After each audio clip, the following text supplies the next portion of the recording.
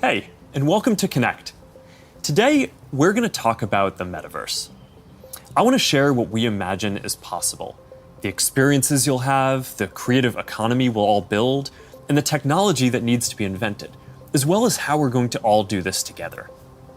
The basic story of technology in our lifetimes is how it's given us the power to express ourselves and experience the world with ever greater richness. Back when I started Facebook, that mostly meant text that we typed on computers. Then we all got phones with cameras, and the internet became much more visual. And recently, as connections got faster, video has become the main way that we experience content. We've gone from desktop to web to phones, from text to photos to video, but this isn't the end of the line. The next platform and medium will be even more immersive, an embodied internet where you're in the experience, not just looking at it. And we call this the Metaverse. And you're going to be able to do almost anything you can imagine. Get together with friends and family, work, learn, play, shop, create, as well as entirely new categories that don't really fit how we think about computers or phones today. Now, since we're doing this remotely today, I figured let's make this special. So we've put together something that I think is really going to give you a feeling for what this future could be like. We believe the Metaverse will be the successor to the mobile internet. We'll be able to feel present, like we're right there with people, no matter how far apart we actually are. We'll be able to express ourselves in new, joyful, completely immersive ways, and that's going to unlock a lot of amazing new experiences. When I send my parents a video of my kids, they're going to feel like they're right in the moment with us, not peering through a little window. When you play a game with your friends, you'll feel like you're right there together in a different world, not just on your computer by yourself. And when you're in a meeting in the Metaverse, it'll feel like you're right in the room together, making eye contact, having a shared sense of space, and not just looking at a grid of faces on a screen. That's what we mean by an embodied internet. Instead of looking at a screen, you're going to be in these experiences.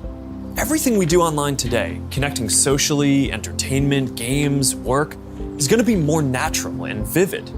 This isn't about spending more time on screens. It's about making the time that we already spend better. Screens just can't convey the full range of human expression and connection. They can't deliver that deep feeling of presence. But the next version of the internet can. That's what we should be working towards. Technology that's built around people and how we actually experience the world and interact with each other. That's what the Metaverse is all about. Now, the best way to understand the Metaverse is to experience it yourself, but it's a little tough because it doesn't fully exist yet. Some of the basic building blocks are here though, and others are starting to emerge as we speak. We're starting to get a sense of how it could all come together and what it could feel like. So today we're going to do something a little bit different. Rather than just focusing on this year's products like a normal keynote, we're going to talk about the future. So let's start by exploring what different kinds of Metaverse experiences could feel like, starting with the most important experience of all, connecting with people.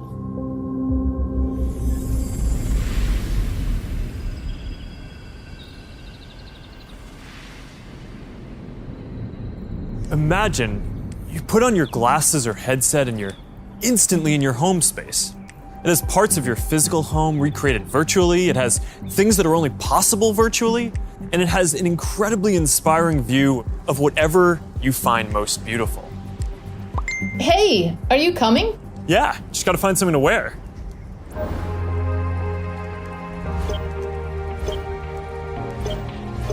All right, perfect. Boy. Oh, hey, Mark. Hey, what's going on? Hey, Mark. What's up, Mark? Whoa, we're floating in space? Uh-huh. Who made this place? It's awesome. Right? It's from a creator I met in LA. This place is amazing. Boz, is that you? Of course it's me. You know I had to be the robot, man. I thought I was supposed to be the robot. Whoa.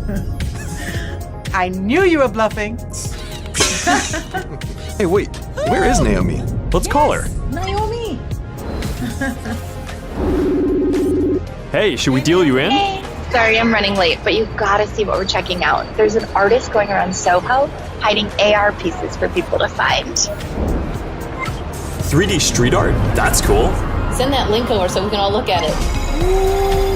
This is stunning. Okay, that is something. It's awesome. I love the movement. Wait, it's disappearing. This is amazing. Hold on. I'll tip the artist and they'll extend it. Wow. Brilliant. If you guys like it here, I have another room that you're gonna love. Check out this forest room. Huh, let's see it. Koi fish that fly? That's new. This is wild. Hey, one sec, Boz, it's Priscilla. Hey, you have to see this. Beast is going crazy. Oh, I love that guy. We've got to show that to the kids. Can you also send that to my dad? I'll message him. All right, see you at home. This place is great, Boz, but there's something I got to get back to. All right, so that's a glimpse of a few ways that we're going to be able to get together and socialize in the metaverse. It's a ways off, but you can start to see some of the fundamental building blocks take shape. First, the feeling of presence. This is the defining quality of the metaverse. You're going to really feel like you're there with other people. You'll see their facial expressions, you'll see their body language, maybe figure out if they're actually holding a winning hand. All the subtle ways that we communicate that today's technology can't quite deliver. Next, there are avatars, and that's how we're going to represent ourselves in the metaverse. Avatars will be as common as profile pictures today, but instead of a static image, they're going to be living 3D representations of you. Your expressions, your gestures, that are going to make interactions much richer than anything that's possible online today. You'll probably have a photorealistic avatar for work, a stylized one for hanging out, and maybe even a fantasy one for gaming. You're going to have a wardrobe of virtual clothes for different occasions, designed by different creators and from different apps and experiences. Importantly, you should be able to bring your avatar and digital items across different apps and experiences in the metaverse. Beyond avatars, there is your home space. You're going to be able to design it to look the way you want, maybe put up your own pictures and videos and store your digital goods. You're going to be able to invite people over, play games and hang out. You'll also even have a home office where you can work. Your home is your personal space from which you can teleport to anywhere you want. Now, speaking of teleporting, there are going to be all kinds of different spaces that people make. Rooms like the ones that we just saw, but also games and whole worlds that you can teleport in and out of whenever you want. Teleporting around the metaverse is going to be like clicking a link on the internet. It's an open standard. In order to unlock the potential of the metaverse, there needs to be interoperability. And that goes beyond just taking your avatar and digital items across different apps and experiences, which we are already building an API to support.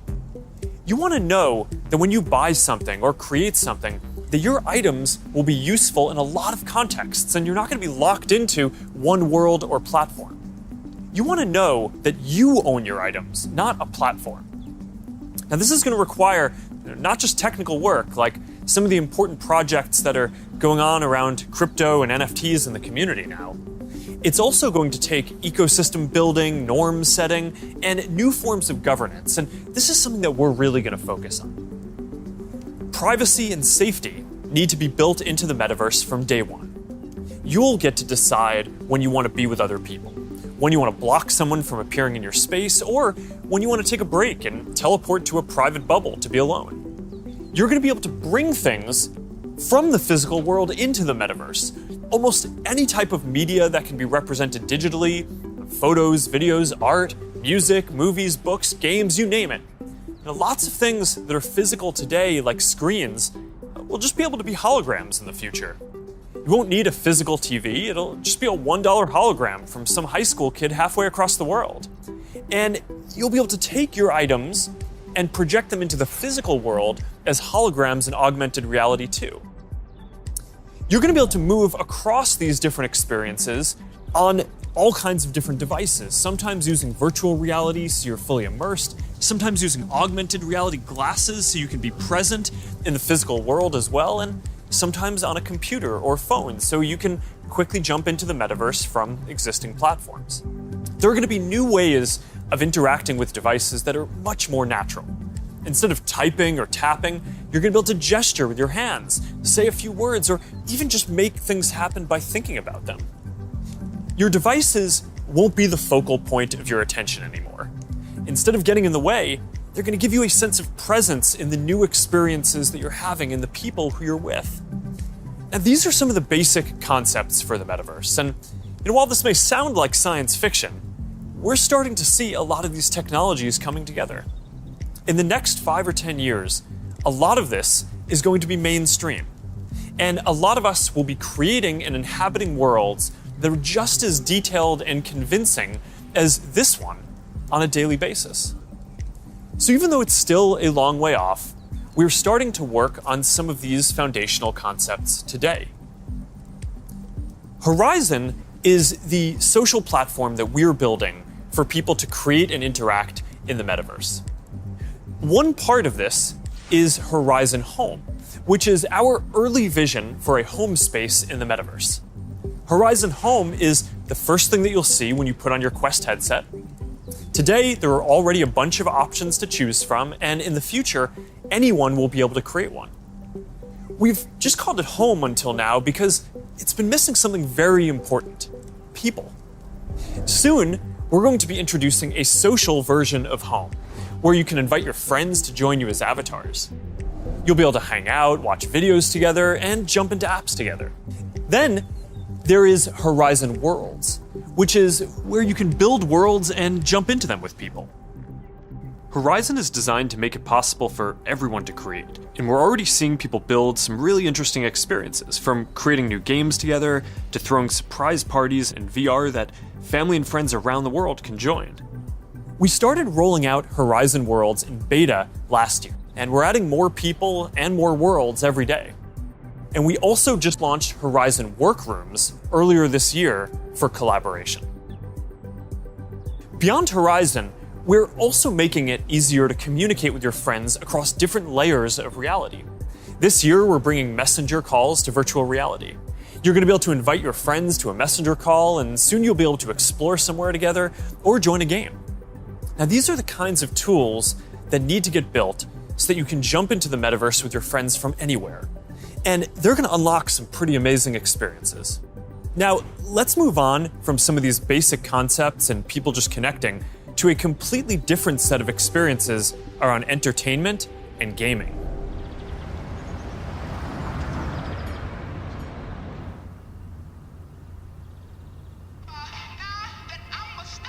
Imagine your best friend is at a concert somewhere across the world. What if you could be there with her? I'm packing all my sneakers. I never had a club. Yo. You're here! Tell it like it is. Tell what you love, how you live. I'm talking when you're doing what you do. Just tell the truth. Just tell it. Just tell it. Just tell it. Just tell it. I'm talking.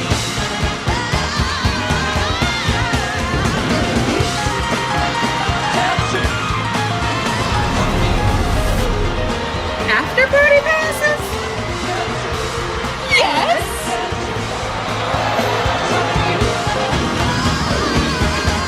I want you to tell it like it is. Love how you live. When you're doing what you do. Just tell the truth.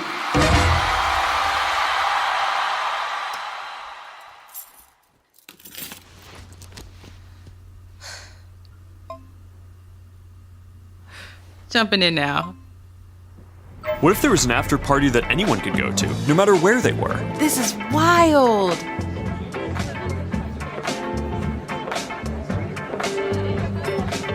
Hey, check this out.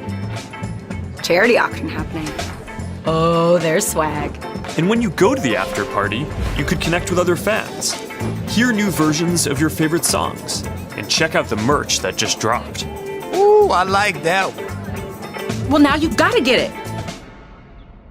You can start to see how the metaverse is going to enable richer experiences by letting us add new layers to the world that we can interact with. Creators and artists are going to be able to connect with their audiences in new ways and really bring them into these shared experiences. Now, there's a lot that needs to get built to create experiences like this, but we're working on some of these pieces right now with Spark AR. First, we're building tools that creators can use to place digital objects into the physical world and let people interact with them. And rather than just simple visual effects, new creator capabilities will support 3D objects that can respond and react realistically, including a realistic sense of depth and occlusion. In the next year, we're also adding the ability for creators to connect different physical locations into cohesive augmented reality storytelling experiences, like guided tours or scavenger hunts. We're also building a Horizon marketplace, where creators can sell and share 3D digital items. And our hope is that this will enable a lot more commerce and help grow the overall metaverse economy. Because at the end of the day, it is really the creators and developers who are going to build the metaverse and make this real. And to make sure that there's an ecosystem that can sustain hundreds of thousands of people working on this, which is what we're going to need to bring this to life, then it's critical that creators and developers can make a good living doing this work. Now, if you ask people today what they thought the metaverse was, a lot of people would probably say it was a Spider-Man movie. But the people who actually follow the space would say it's about gaming. And that's because gaming provides many of the most immersive experiences, and it is the biggest entertainment industry by far. Gaming in the metaverse is going to span from immersive experiences in fantasy worlds to bringing simple games into our everyday lives through holograms. Maybe you'll play old games in new ways. So, Barcelona, huh? Well, it's not New York, but I like it. New York misses you. What's that? I said, let me put my game face on so I can beat you. Okay. Check. I gotta try another game face next time. Maybe you'll go head-to-head with players from around the world. Like a shop. Some call it skill. Keep talking. Or maybe you'll do things that aren't even possible in gaming today.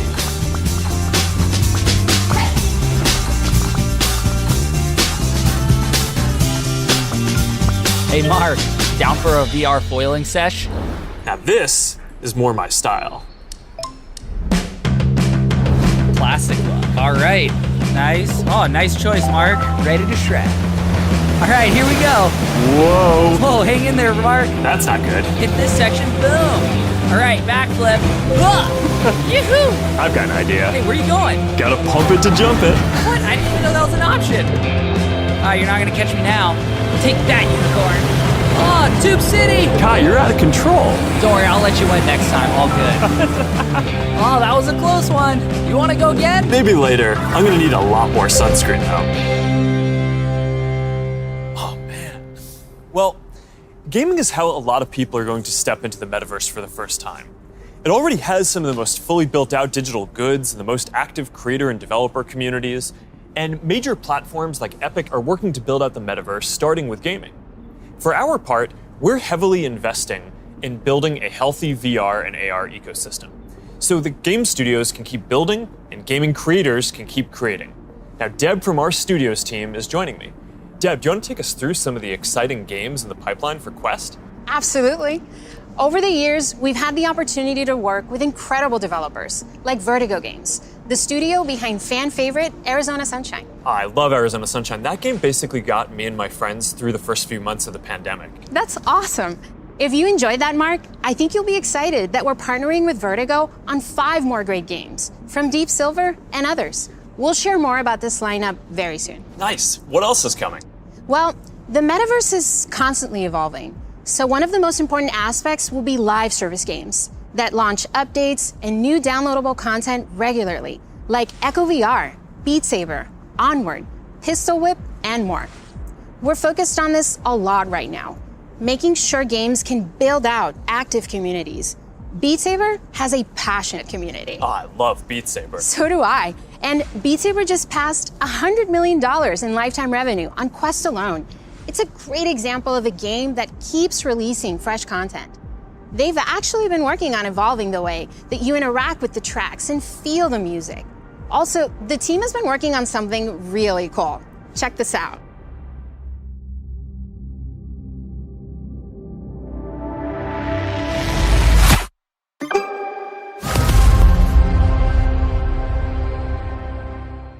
I can't wait to play this. And they keep partnering with incredible artists to release new music packs all the time. Did you play the Billie Eilish music pack last month? A little more than I should have. I probably should have been working more on this Metaverse presentation. Well, they have a great lineup of artists for 2022. And there's one more epic surprise before the end of the year. So stay tuned. Okay, have you played Population 1? I mean, yeah, I love the game so much that... For those who haven't, Population 1 is a thrilling battle royale that is only possible in VR. Since its launch at Connect last year, it has become one of the highest earning games on Quest and the biggest multiplayer FPS on the platform. You can have up to 24 people in at once for a match. We're super excited to keep launching big updates, like an all-new autumn event later in November and a Winter Wonderland update in December.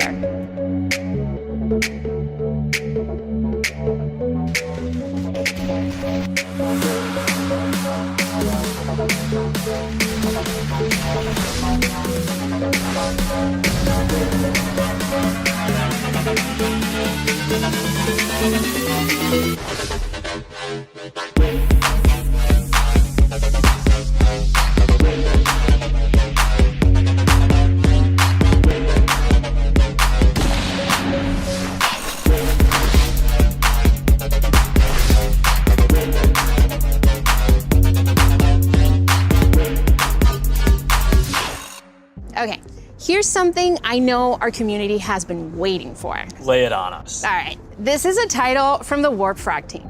This is the team that set the standard for VR combat physics when it launched on Rift in 2019. That's right, Blade and Sorcery Nomad, the built for VR medieval fantasy sandbox that pairs magic with melee, is launching on Quest later this year.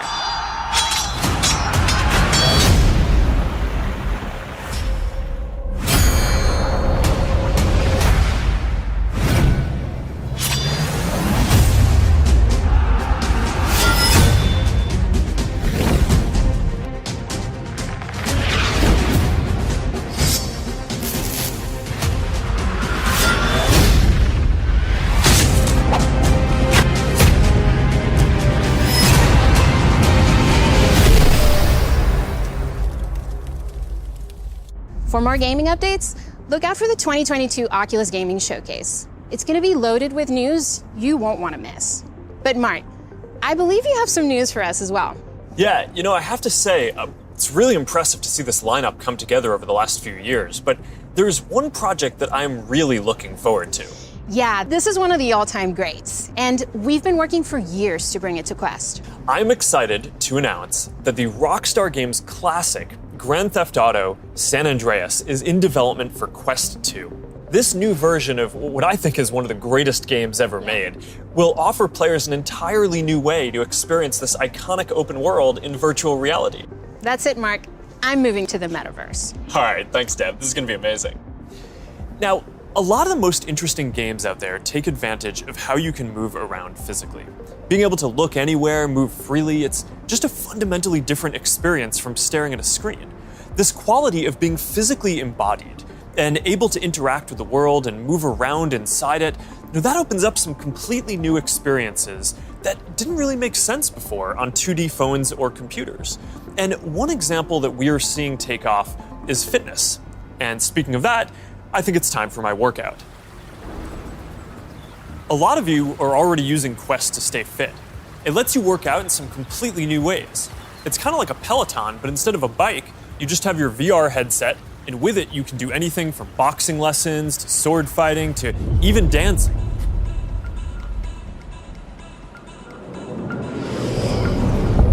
You'll be able to work out in new worlds, even against an AI.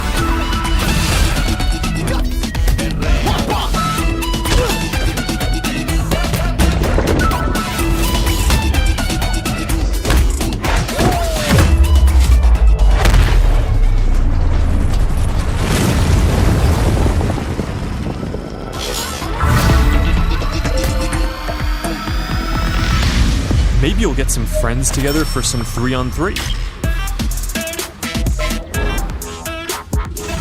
Maybe play pickup with people on the other side of the world.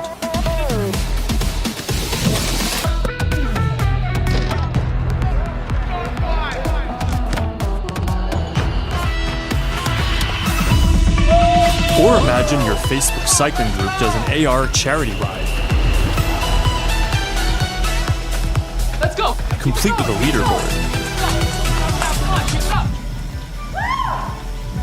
Maybe you'll be able to train with the best, like you're right there with them. Like Lee Kiefer, Olympic gold medalist. On guard. Fence. Don't be scared this time.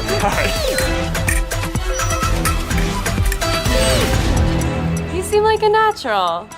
Whoa. All right, that's a little too realistic. See you later, Lee. That was fun. Good job, Mark. And that's what fitness will be like in the metaverse.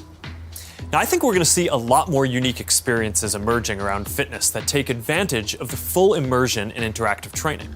Speaking of which, Supernatural just added boxing to its lineup, FitXR has new fitness studios coming next year, and Player 22 by Rezzil, which is currently used by pro athletes, is adding guided and hand-tracked bodyweight exercises soon.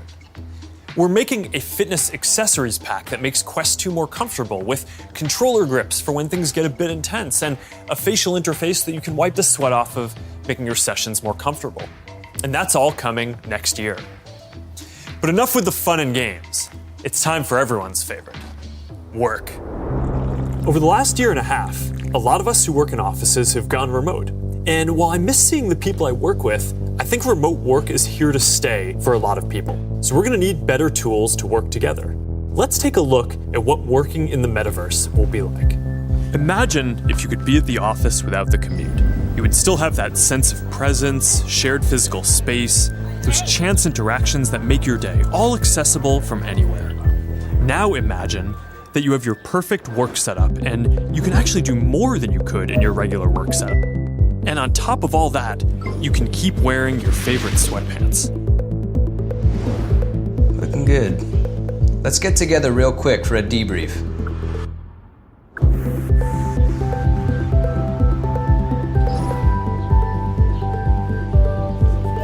I'm free now. Let's jump in. Hi. Hey. So what do we think?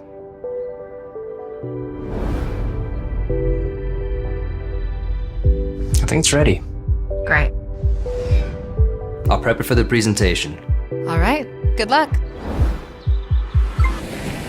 Imagine a space where you can tune out distractions and focus on the task at hand.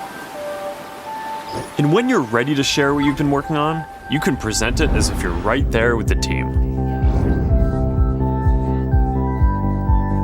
Wait, where's Mark? I think he's in the middle of something. You can already see some of these elements in Horizon Workrooms, which we launched a couple of months ago. Later this year, we plan to introduce room customization, so you can put your own logos and posters in your workrooms. We're also introducing a new office space in Horizon Home, for when you want your perfect workspace to do some focused work or just cross a few things off your to-do list. We're also announcing 2D progressive web apps for the Quest Store, and as a new developer frameworks, they're easier to build. So you can drop in and check on a work project while you're in VR using services like Dropbox, Slack, or stay connected with Facebook and Instagram. This starts bringing more of your 2D internet services into the metaverse. And as we've focused more on work, and frankly, as we've heard your feedback more broadly, we're working on making it so you can log into Quest with an account other than your personal Facebook account. We're starting to test support for work accounts soon, and we're working on making a broader shift here within the next year. I know this is a big deal for a lot of people. Not everyone wants their social media profile linked to all these other experiences, and I get that, especially as the metaverse expands. And I'll share more about that later. But I'm genuinely optimistic about work in the metaverse. We know from the last couple of years that a lot of people can effectively work from anywhere. But hybrid is going to be a lot more complex, when some people are together and others are still remote. So giving everyone the tools to be present, no matter where they are, whether as a hologram sitting next to you in a physical meeting or in a discussion taking place in the metaverse, that's going to be a game changer. I think this could be very positive for our society and economy. Giving people access to jobs in more places, no matter where they live, will be a big deal for spreading opportunity to more people. Dropping our daily commutes will mean less time stuck in traffic and more time doing things that matter.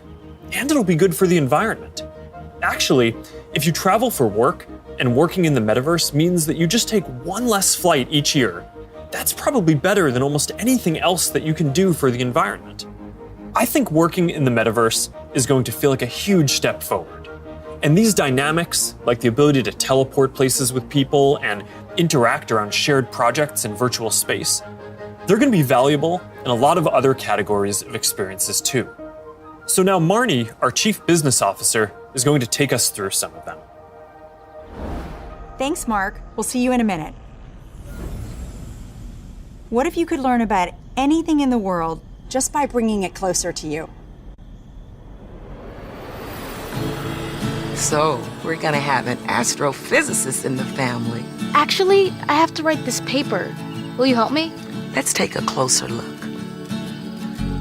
What part of the solar system are we talking about? Saturn. If you were taking astrophysics, you could study in the metaverse. Did you know the rings are made up of billions of icy particles? Really? Look at this.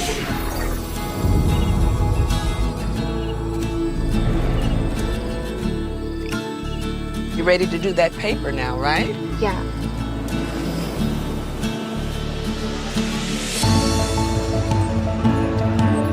In the metaverse, you'll be able to teleport not just to any place, but any time as well. Ancient Rome. Imagine standing on the streets, hearing the sounds, visiting the markets, to get a sense of the rhythm of life over 2,000 years ago.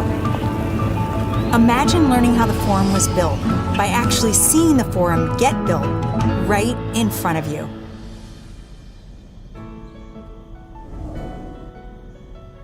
Hi, everyone. I'm Marnie Levine. In the metaverse, learning won't feel anything like the way we've learned before. With a headset or glasses, you'll be able to pull up schematics if you're studying, or maybe even the service manual for a vehicle you're learning to repair. Let's say you're a med student or a doctor. With apps like OSO VR, you can learn new techniques in surgery firsthand, practicing until you get it right. Or, if you're studying Earth science, you could swim through the Great Barrier Reef, get up close to Earth's mightiest insects with your instructor, David Attenborough, whose VR documentary is playing now in Oculus TV. This is a world of intrigue, a world of wonder, a secret world hidden to the human eye. Explore the extraordinary world of Micro Monsters 3D with me, David Attenborough. This is just one of the ways we're going to learn in the future. But in order to get there, we're going to need to help build the skill sets of the people who build these experiences. So we're setting aside $150 million to train the next generation of creators to build immersive learning content and increase access to devices. And to help more creators make a living building AR effects using Spark AR, we're going to establish a professional curriculum and certification process, make it easier to monetize, and put our Spark AR curriculum on Coursera and edX. Thanks, Marnie. So that's a glimpse of the kinds of experiences that you might have in the metaverse. From connecting with friends, to gaming and entertainment, to work and education, and creation and commerce.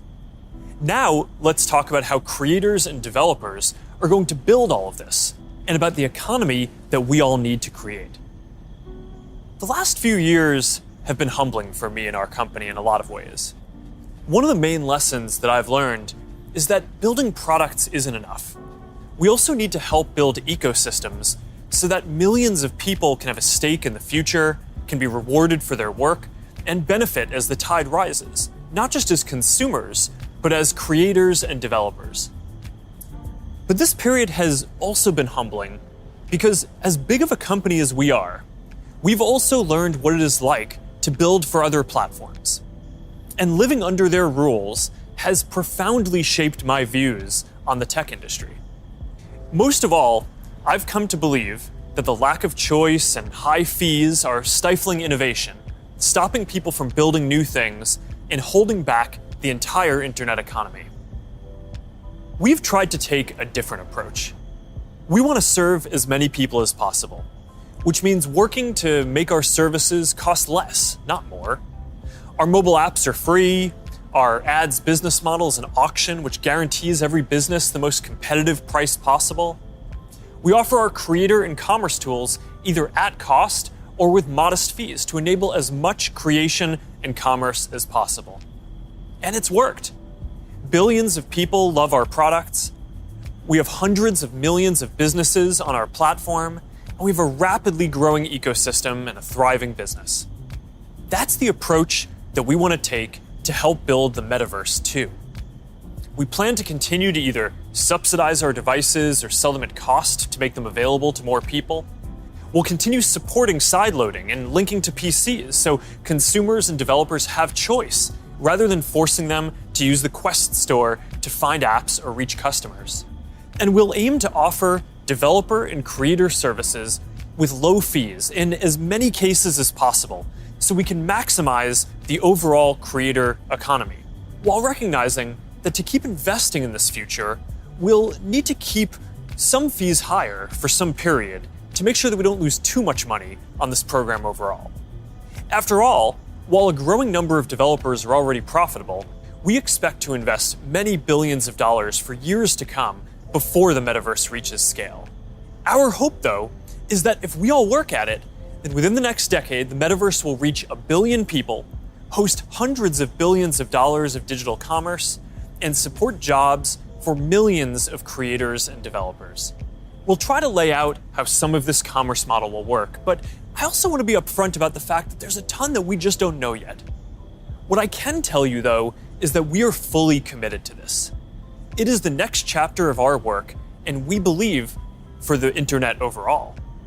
And our strategy and track record show that we will do everything we believe is sustainable to grow the community, the creator economy, and the developer ecosystem.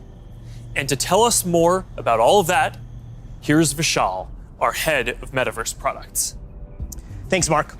As you said, our approach is to serve as many people, creators, and businesses as we can by keeping fees as low as possible and offering choice. As a company, we have been investing in commerce and creators for many years, but let me take a moment and explain how this will all come to life in the metaverse. For people, the metaverse will offer more choice than we've ever seen before. And most importantly, there will be a real sense of continuity where the things you buy are always available to you. Today, much of what you buy on the internet is inside a single app, website, or game. You might buy a custom skin for your gaming avatar, but you can't take it with you when you move to a new space. In the physical world, that would be the equivalent of buying your favorite sports team's jersey and never be able to wear it outside the stadium. In the future, you will be able to buy digital clothes for your avatar and then wear them into the metaverse more broadly. For creators, our goal is to provide a way for as many creators as possible to build a business in the metaverse. One thing we've learned from today's digital platforms is that we can't artificially limit innovation. We need to enable as many different types of creators as possible to unlock the best ideas. There will be many different kinds of creators in the metaverse. Creators who make digital objects, creators who offer services and experiences, and those who build entire worlds like game creators do today. We also want creators to have the biggest possible audiences. If a creator designs a signature effect to surround avatars, their fans should be able to buy it and then visit different spaces to show it off to their friends. Frankly, if a creator builds any experience, all of their fans should be able to enjoy it. Businesses will be creators too, building out digital spaces or even digital worlds. They'll sell both physical and digital goods, as well as experiences and services. And they'll be able to use ads to ensure the right customers find what they've created. Speaking of buying things, we're also exploring new types of ownership models and entitlements to ensure people feel confident that they actually own something. This will make it easier for people to sell limited edition digital objects like NFTs, display them in their digital spaces, and even resell them to the next person securely. In short, the metaverse will remove many of the physical constraints we see on commerce today and make entirely new businesses possible. While this is very exciting, the metaverse is all about co-creating. We're building this together with creators, developers, and entrepreneurs. So today, I've asked Jackie Aina to join me to start a conversation about what might be possible. Jackie is a beauty creator who launched her own lifestyle brand on Instagram called Forever Mood, where she sells candles with scents like cuffing season and partners with major brands on makeup drops. So let's meet Jackie in her space. Here we are in this digital space, totally inspired by you and all the things that you love. Jackie, I've been such a big fan of yours for such a long time. Tell me a bit about how you got started in social media. So, rewind back to 2009. As it pertains to like beauty, I would go to like a makeup counter or go makeup shopping, and I always felt rejected, always felt othered. So I got so frustrated that eventually I was like, you know what? Not only am I gonna like not listen to them, but I'm gonna show other people how I'm making it work with my skin tone too. How did you go from creating content, creating videos, to a product? You just, have a brand called Forever Mood. It's huge on Instagram shopping. So Forever Mood was not only a bit of a love letter to me and my relationship with my mom. That's how we bond, was through fragrance ever since childhood. But it's been doing amazing, and we've actually been getting a lot of support. Jackie, this space is pretty magical, and I know it kind of reflects the stuff you love. Like, tell me a bit about what you love and why this represents you. Okay, so first thing, color is everything. I love pastels. You can see it in the brand. You can see it like a lot of times in what I wear. With the Metaverse, when we're curating collections or even just brainstorming, this would be a great way to like gather us all together and literally kind of create atmospheres and environments and moods to just kind of enhance creativity. And then if I can invite people, it would be like inviting them in my home. You know what I mean? It'd be like bringing them into a piece of me. So I would want them to feel some of the things that I feel when I step into my house or when I light my candles. Interacting with people in comments and having a conversation is a way to kind of get your fan excited about interacting with you, but also you feel like you get a connection I get excited to your community. too, yeah. And so this idea of reaching kind of into the comment section and pulling a fan in and having a conversation is pretty powerful. And it humanizes that person on the other end, of that comment. And I think there's a really interesting opportunity to think about how we build community and how we engage with our fans in a really deep way, as opposed to just through a comment box. Imagine for your biggest fans, you could have an exclusive launch party where anyone could visit, no matter where they were in the world. I love that, because when we first launched the brand, everything was shut down because obviously quarantine, couldn't go anywhere. And I had this idea of doing like pop-ups for Forever Mood, where we would have a room inspired by each scent. And now, anyone from anywhere in the world could come and feel what you just described, have that feeling, have that sense, really get into that mood. Also, you have your greatest fans, the people that care a lot about you, the ability to reach new customers, use advertising to keep growing your business. And you could also drop an exclusive product in the Metaverse, where only available to your most ardent fans who paid special access to get to that product. That's dope. Commerce is going to be a big part of the Metaverse. You'll be able to sell both digital and physical products. The butterfly effect transports us someplace magical.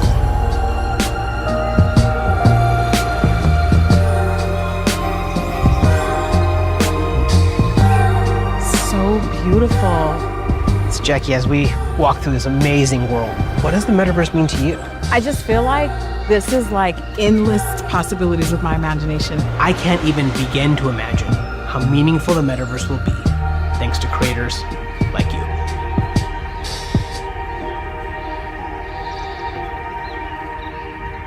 There's a lot here to be excited about. Just like the internet today, more people are going to have the freedom to find a business model that works for them, whether that's custom work, tipping, subscriptions, ads, or other monetization tools that may only make sense in the Metaverse. Now think about how many people make a living on the internet today. How many of those jobs just didn't even exist a few years ago? I expect that the Metaverse is going to open up lots of opportunities for people in the exact same way.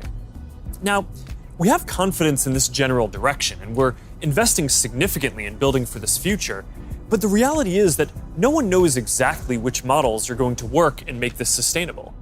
So we're going to approach this with humility and openness, and we're going to work with anyone whose efforts will help bring the Metaverse to life. So now, Boz is going to join us to talk about what people are already building for the Metaverse and what kinds of tools we can create to help out. Hey Boz, I'm still kind of jealous of your robot avatar. Yeah, man, you gotta have the robot when you're working your dance moves, right? I mean, of course. Look, Mark, we've been working on Facebook Reality Labs for a long time, but we always kept the same vision, which is that we want to build tools that help people feel connected anytime, anywhere. And that vision is what drives us today, to help people get together in virtual spaces. We've come a long way since the early days of VR, thanks to the developers and the creators who see the potential to entertain and to educate. But of course, we still have a lot farther to go. So to keep the pace of innovation moving faster and empower more use cases, we do have a few exciting announcements. Today, we're introducing the Presence platform, which is a broad range of machine perception and AI capabilities that empower developers to build mixed reality experiences on Quest 2. You want to tell us more about the Presence platform? Yeah, we've said before that realistic presence is the key to feeling connected in the metaverse. And the Presence platform's capabilities are what's going to deliver on that promise. Things like environmental understanding, content placement and persistence, voice interaction, standardized hand interactions. In fact, let's start with hands. I mean, the human hand is an engineering marvel. And bringing hands into VR was no easy feat.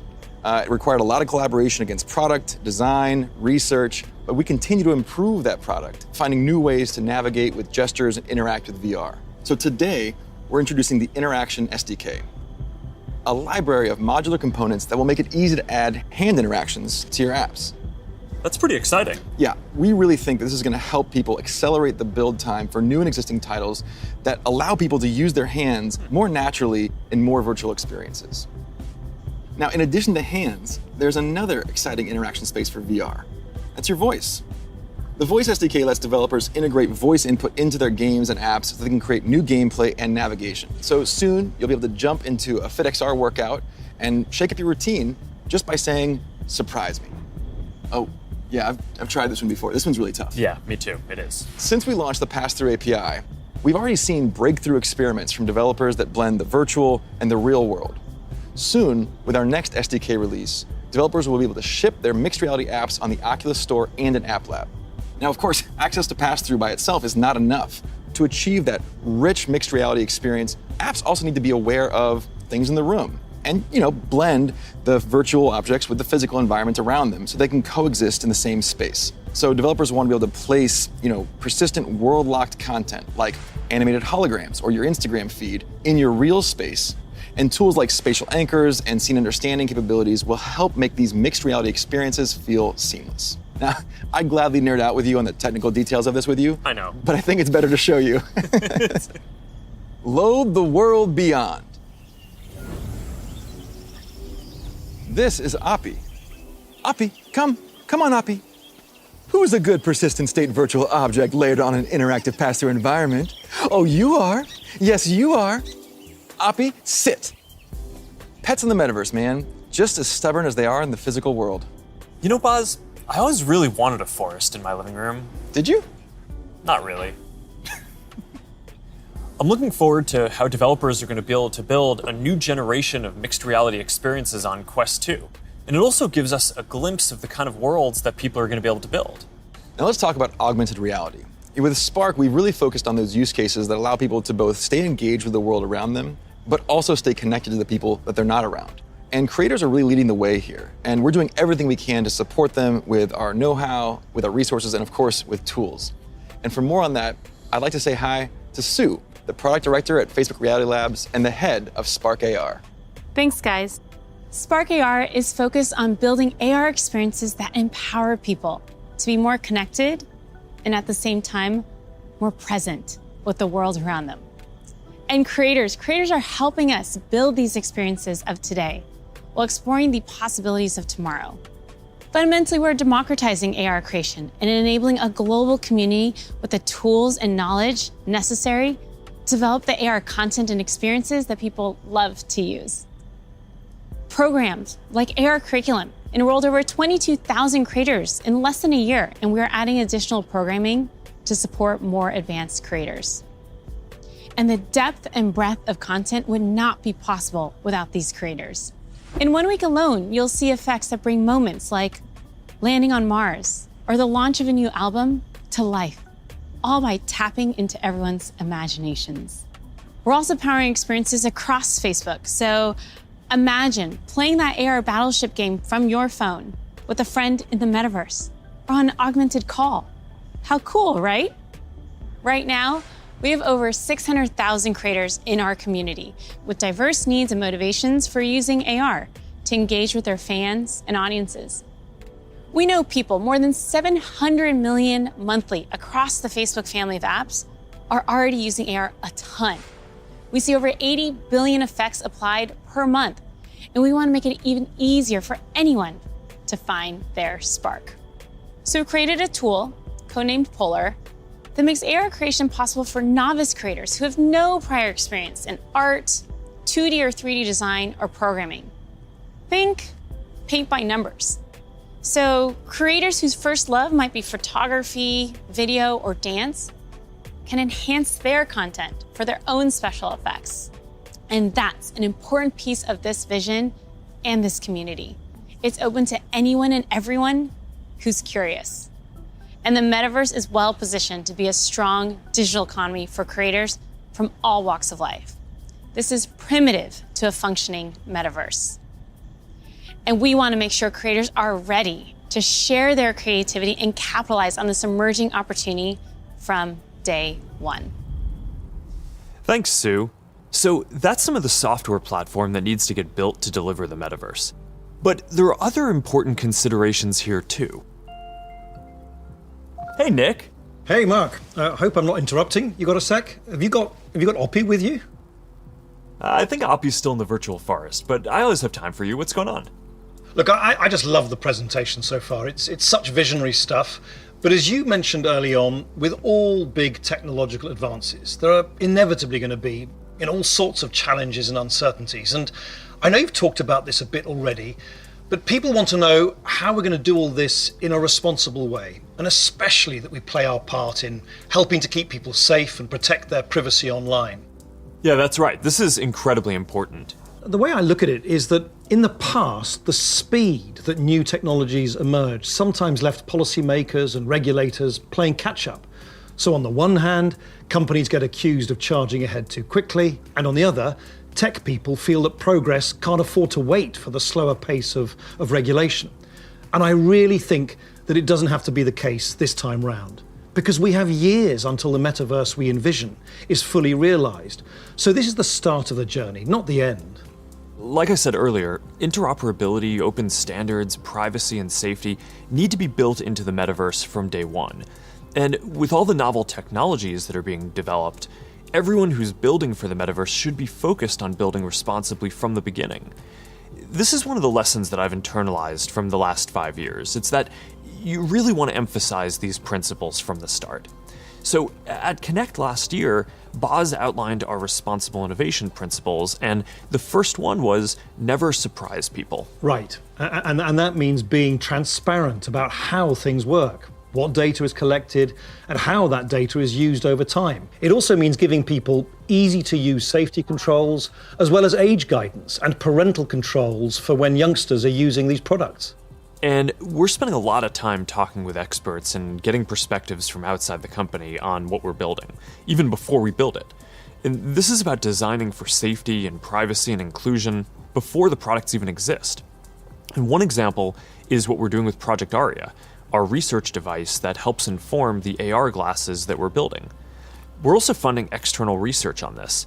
You know, last year we announced grants for research on the impact of AR, VR, and smart devices on people who aren't currently using them, especially communities whose perspectives have often been overlooked, as well as best practices for creating inclusive environments in virtual spaces. And this year, we're opening up support for even more research because we need those independent perspectives to make sure that we're living up to another one of our principles, consider everyone.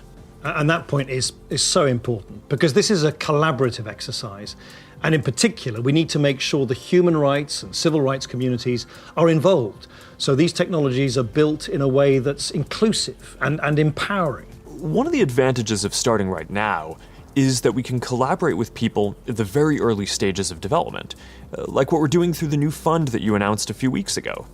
Yeah, the XR Programs and Research Fund. It's a 2-year, $50 million investment in programs and external research with organizations all over the world, like Howard University, Women in Immersive Tech, Africa No Filter, and universities in Seoul, Hong Kong, and Singapore. And this is crucial because, as we've said, The metaverse isn't something we're building so much as it's something we're building for. Across the industry, we need to bring that same imagination and commitment to building for interoperability, openness, safety, and privacy as we do for all the other product aspects of the metaverse. These have to be fundamental building blocks, just like the other software and experiences that we've been talking about. Right. All right, thanks, Nick. So, one thing that we haven't talked about much yet is the future of hardware that will help bring the metaverse to life. We're working on multiple new products to advance the state of the art, unlock richer social interactions, and make it a lot easier to be productive. That must be Angela, our head of VR devices. Hey, Angela. Hey, Mark. Is that what I think it is? I sure hope it is. All right, come on in. So, what do you think is the most exciting thing that we're working on right now? That's hard to say. You know, we have such an exciting pipeline. But next year, we are releasing a new product that will push the boundaries of VR even further. We've codenamed it Project Cambria. So, this isn't the next Quest. It's going to be compatible with Quest, but Cambria will be a completely new, advanced, and high-end product, and it'll be at the higher end of the price spectrum, too. Our plan here is to keep building out this product line to release our most advanced technology before we can hit the price points that we target with Quest. All right, so let's talk about some of the new advances here. Yeah, sure. There's a ton of new tech going into Cambria. For example, your avatar will be able to make natural eye contact and reflect your facial expressions in real time. This way, people you're interacting with will have a real sense of how you're actually feeling. It does mean building more sensors into a form factor that's comfortable to wear for a while. And because we want VR to be for everyone, we also have to make sure avatars represent a diverse set of human facial features and skin tones, as well as paying attention to things like glasses and beards that might get in the way of some of the sensors. So that's going to be a big step forward for social presence, and I'm really glad that we're focused on making it inclusive from the start. Now, what about unlocking more mixed reality experiences? I mean, imagine working at your virtual desk with multiple screens while seeing your real desk so clearly that you can pick up a pen and write notes without taking your headset off. Or, you're doing a workout with a virtual instructor in your living room. It's going to be so cool. We're already seeing the potentials of these kinds of experiences today as people are building for our pass-through API. But with Cambria, we'll be taking this to the next level with high-resolution, colored, mixed reality pass-through. We essentially combine an array of sensors with reconstruction algorithms to represent your physical world in the headset with a sense of depth and perspective.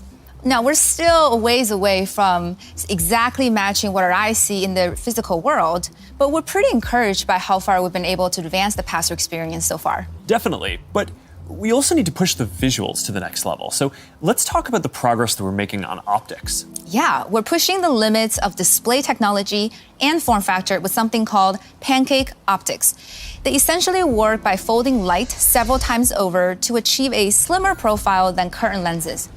Now, with several optical layers, we'll need to precisely control every aspect of design and fabrication to achieve that high-quality, artifact-free display and really just deliver the best optics ever in one of our headsets. That's pretty awesome. But let's make sure that we leave some of the good stuff for next year's release, too.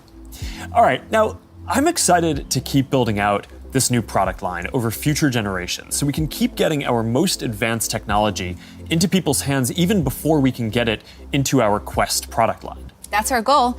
We're starting to work with developers to build experiences for Cambria as we speak, and we're looking forward to sharing so much more with y'all next year. Sounds good. Now, beyond virtual reality, we are also focused on the hardware to make true augmented reality possible. In a lot of ways, augmented reality is even harder, not just because we need to invent a completely new optical stack that's not based on screens, but because we basically need to fit a supercomputer into a pair of normal-looking glasses. So we're approaching this problem from two directions. First, how much technology can we pack into a pair of normal, great-looking glasses today? And second, how do we take the long-term tech stack to do everything and keep miniaturizing and improving it until it fits into a pair of normal, good-looking glasses? On the first path, last month we launched Ray-Ban Stories, our first smart glasses in partnership with Essilor Luxottica. They're not full AR glasses yet, but they let you take pictures and videos, listen to music, and take phone calls while you're out looking at the world instead of down at your phone. And we built leading privacy features into the glasses, like the LED light whenever you're recording, which phones don't even have. And we delivered this in the iconic Ray-Ban style for just $299. These are all steps along the path to an embodied internet. But the ultimate goal here is true augmented reality glasses, and we've been working on that too. And today, I want to show you an experience that we've been working on for Project Nazare, which is the codename for our first full augmented reality glasses. Here, you'll see you're chatting with friends on WhatsApp and planning a game night. You can select a game, and then, as you walk over to your kitchen, you can easily just put your game onto the table and you're off. And that's the kind of experience that augmented reality will unlock. There's a lot of technical work to get this form factor and experience right. We have to fit hologram displays, projectors, batteries, radios, custom silicon chips, cameras, speakers, sensors to map the world around you, and more into glasses that are about 5 millimeters thick. So we still have a ways to go with Nazare, but we are making good progress. I'm excited about our future roadmap, but even that's still early in a journey that's going to go on for decades. Immersive all-day experiences will require a lot of novel technologies. And for the last 7 years, our research team has been working on a broad array of technologies that are necessary for these next-generation platforms. Michael Abrash leads this team, and he's going to join me to talk about some of the future technology that we're developing. Hey, Michael, do you want to take everyone through our roadmap? Sure. That covers a lot of ground, though. It's going to take about a dozen major technological breakthroughs to get to the next generation metaverse, and we're working on all of them. Displays, audio, input, haptics, hand tracking, eye tracking, mixed reality, sensors, graphics, computer vision, avatars, perceptual science, AI, and more. Yeah, you're right. That's a lot. We probably only have time for a couple right now. You want to pick a few? Well, I think the metaverse is really going to be first and foremost about connecting people. So I'd say let's start with avatars. Yeah, I agree. The goal here is to have both realistic and stylized avatars that create a deep feeling that we're present with people. Exactly, and we've shown codec avatars before. Well, what can your face do? Can you show us? Well, I've always hoped you would ask me that question. And it's a remarkable experience to see codec avatars in VR, and photorealistic avatars will be a huge breakthrough. But they're only part of the picture. Yeah, because you're not always going to want to look exactly like yourself. That's why people shave their beards, dress up, style their hair, put on makeup, or get tattoos. And of course, you'll be able to do all of that and more in the metaverse. So this next video shows how we're making progress on part of that with hair and skin rendering and relighting for 3D avatars. She's going for a medical field. I think she was interested into... Now, I want to point out this technology is still very definitely research, but it shows the really high level of fidelity that avatars are ultimately going to need to reach. Notice that you can see the individual pores on his skin. Now, clothing is another important way to express yourself. And whether you want to simulate your actual garments, say you're making a quick call with your grandmother, or maybe you just want to be wearing a stylish blue Oxford shirt like me, you're going to need the ability to simulate clothing. So here's an early look at hand-cloth interaction. And you can see how the movement of the cloth when the hand touches and stretches it is really remarkably accurate. Now, to use your avatar to teleport to a meeting or sit down for a chat in the metaverse, you'll also need realistic virtual spaces to be with people in. So let's look at that. Contrary to how this looks, this is actually not a video of the physical world. It's a 3D reconstruction of a mock apartment, which I guess just became clear when that bowl took off by itself. Exactly. So what you can see here is that a researcher is moving around various objects on the right, and then on the left you can see the high fidelity real-time rendering of the space and the moving objects on the left without the researcher. So what's critical here is that this is all happening in real time. That's what's novel here, and that's what differentiates it from CGI. So what we've seen so far is pretty awesome, but we all know what we want. We want the whole package, a full body avatar in a virtual environment, so you're just there. Last year, we showed our very first full body codec avatar at Connect. Here to tell you more about our progress since then is Yasser Sheikh. Hi there. My name is Yasser, and I direct the Facebook Reality Research Lab in Pittsburgh. Well, that's not completely true. What you're seeing is actually a rendering of my pre-recorded codec avatar. Over the past couple of years, we've made quite a bit of progress with codec avatars. My avatar can now look left, look right, look up, look down, make facial expressions. Here, you can see Elaine is in VR on the right. You can see her view of Yasser's avatar and the reconstructed real-world space that it's in on the left as she moves around the avatar. What you see on the left is an entirely virtual reconstruction.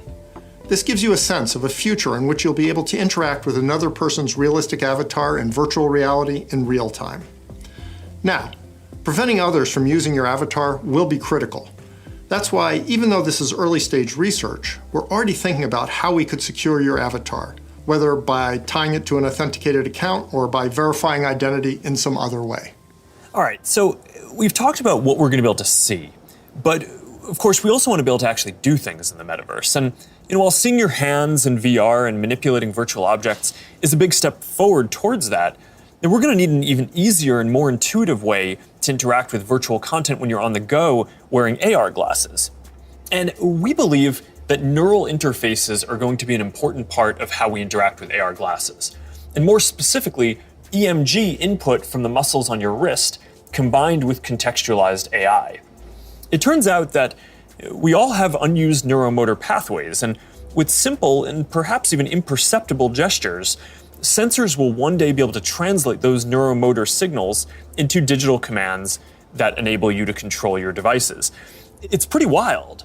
So let's take a look at what EMG input is going to be able to do and where we are with it today. This video shows some of the ways that we think that wrist-based neural interfaces can provide an important input tool for AR glasses. So at first, that input is going to just be around enabling basic gestures, click, scroll, select. But as the technology evolves, EMG input could potentially unlock full-speed typing, and it could give you subtle, personalized controls that you can use in any situation. This is genuinely unprecedented technology. So let's look at an early prototype that shows how it could be used in AR. This experimental UI shows for the first time how EMG input could one day allow you to send a message in AR with your hand resting comfortably at your side without ever having to look at a screen. Notice how the researcher used an overt and highly visible click gesture to send the first message. We've made a lot of progress over the last year, and we're now able to do the same thing with the smallest of movements of the hand. EMG enables this by picking up subtle neuromotor commands with remarkable precision. So basically what you're saying is that you're going to be able to send a text message just by thinking about moving your fingers. That's going to be pretty amazing.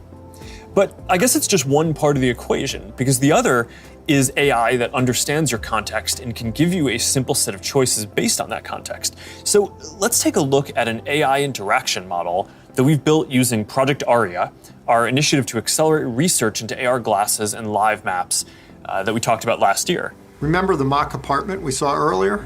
Well, we've indexed every single object in it, including not only location, but also the texture, geometry, and function of each one.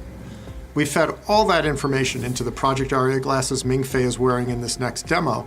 And the reason is to simulate how AR glasses will ultimately be able to access data from a 3D map that will help them identify the real-world objects in the space around you and better understand your context so they can help you.